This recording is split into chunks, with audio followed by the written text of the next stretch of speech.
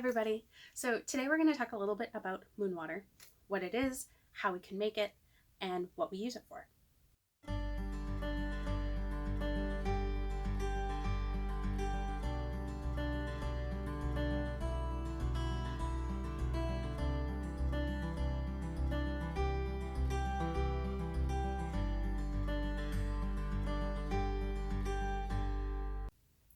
Moon water is really, really simple, and it's one of the easiest things that you can do to help honor the full moon and to sort of participate in the moon cycle without having to do a lot of pre-planning or take a lot of time out of your day or go buy lots of fancy tools and equipment, run whole rituals. SBATs are wonderful, but we don't always have the time for them. So if you want to make use of the energy of the full moon without needing to take a lot of your own personal energy and time and resources, moon water is an absolutely fantastic way to do that.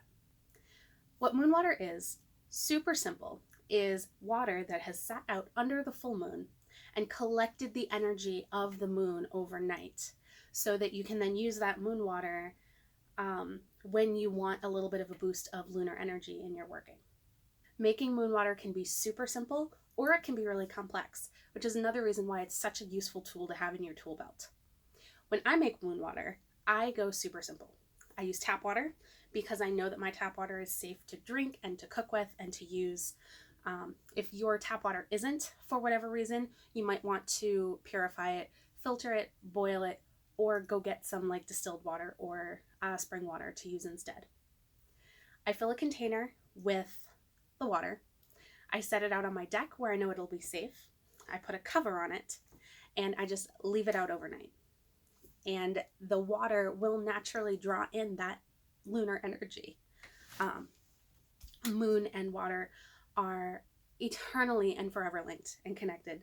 So there isn't really much that we have to do. I know some people bless their moon water or will say a blessing over it before it starts to collect the energy or as they leave it out once they go put it outside. But that's not necessary, especially if you do what I do and you like to bless it in different ways afterwards. Now, even though it's really simple, you can get really complex with it too, which just makes it an even more useful tool to have and an even more fun activity to do during the full moon. You can tailor the moon water that you're making to the astrology and the astronomy of the moon on the night that you leave it under. So for example, if you have a Pisces full moon and you leave moon water out under that water may be better for dream work or healing or sort of getting into like meditative trance. Whereas if you have a Taurus full moon, that moon water is going to be much more grounding. It's going to be much more stable, might be better for watering plants, or if you have an excess energy that you need to sort of get rid of, you can use moon water for that. So tailoring it to the astrology sign of the moon is really useful, and you can have moon water for tons of different properties and sort of situations that way. But not everybody is into astrology. Not everybody understands how to track the heavens, and that's totally fine because moon water at its base is going to do all of those things anyway. It's going to be healing. It's going to be grounding. It's going to help sort of get you into that sort of hazy lunar mindset. So we don't need to tailor it to astrology, but we can. It's another tool that we can use to make our moon water even better. But at its base level, it's not necessary. Some tips for making moon water is always make sure that you have a cover on your container when you're leaving it outside so that it doesn't get bugs and dirt and debris and dust and all sorts of other things. A lot of people will say when they're making moon water that you have to go outside before the sun rises and bring it in. And I don't subscribe to this, and I don't subscribe to this for a very particular reason. A lot of my magical practice is based in science. I use the natural world and the scientific method to sort of fuel my magic and my witchcraft. And what is moonlight? Moonlight is the light from the sun reflecting off the moon and bouncing down to earth. That's all it is. So I don't believe that leaving your moon water out under the sun is going to diminish the lunar energies that are collected in the water.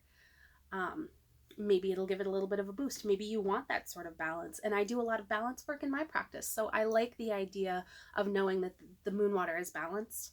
But at the end of the day, sunlight isn't going to diminish the moon water because everything is connected. And moonlight is just solar energy that's being bounced down to us off of the moon. So I wouldn't get too worried about getting outside to collect your jars of moon water before the sun rises. I am a lazy witch and I don't like waking up that early in the morning. So I'll get up, and even if the sun has been up for a couple hours, I'll get up, I'll go downstairs, I'll bring my tub inside. We can use moon water in a lot of different ways. So think ahead of time about how you think you're going to be using it, and then find your containers accordingly. So if you don't think you're going to be using the moon water a lot, if you're going to be using it for just light cleansing or to leave on your altar, just a small little jar will do. I use moon water a lot. I use it for a ton of different purposes. We'll get into reasons or ways to use moon water in a second, but I use it for a lot of different things. So when I'm making moon water, I make it monthly on the regular, and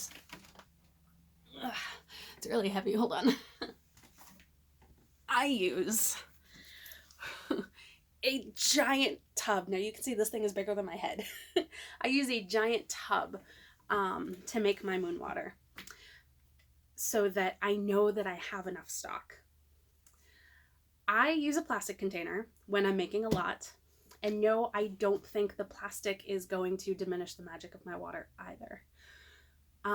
There is a lot of debate in the community about synthetic materials, but I think intention is everything. And I think charging things with our own energy is really important.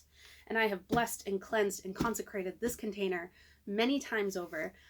And as witches, we believe that we can alter energy, right? We believe that we can make a change in the energy that's surrounding us. That's what witchcraft is. Spell work is just manipulating energy. So if I can manipulate energy in myself and putting out into the world, why can't I manipulate the energy of the plastic so that the container is perfectly fine to hold my moon water in? My perspective, you may have a different one, and that's okay. A lot of times tradition will dictate tools that you use in different practices like this, which is totally fine. This is just my way of doing it. If it's all that you have access to, don't feel bad about using plastic. I have a ton of glass mason jars.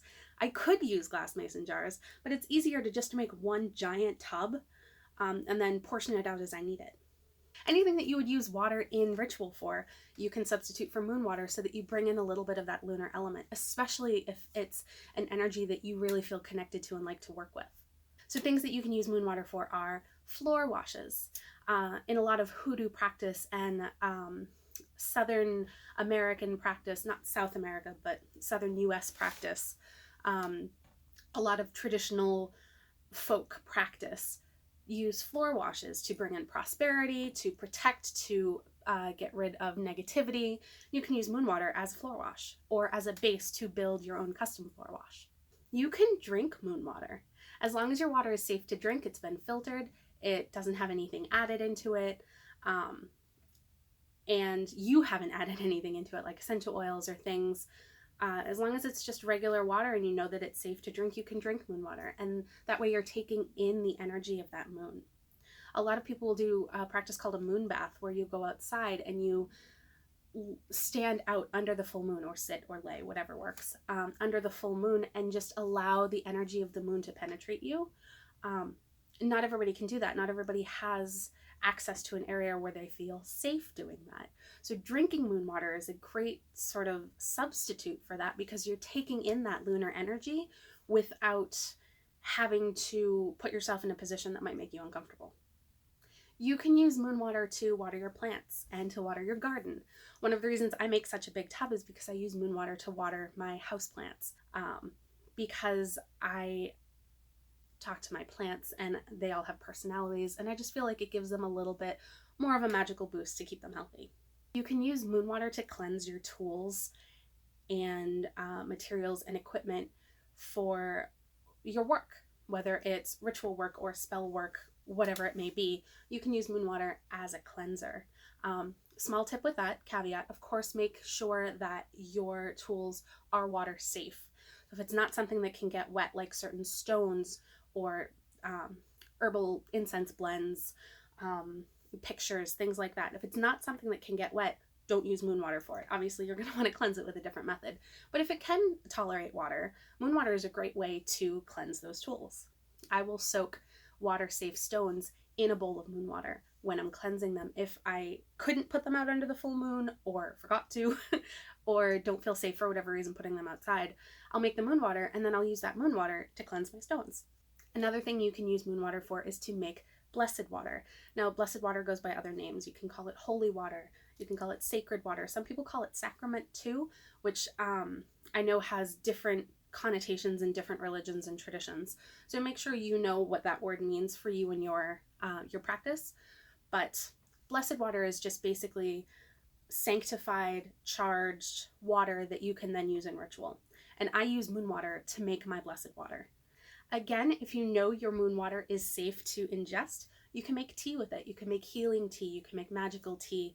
You can make tea if you're going into a trance. You can make tea to put you to sleep at night, and then using the moon water and that lunar energy to sort of enhance your dreams, especially if you do a lot of dream work. You can use moon water as anointing liquid.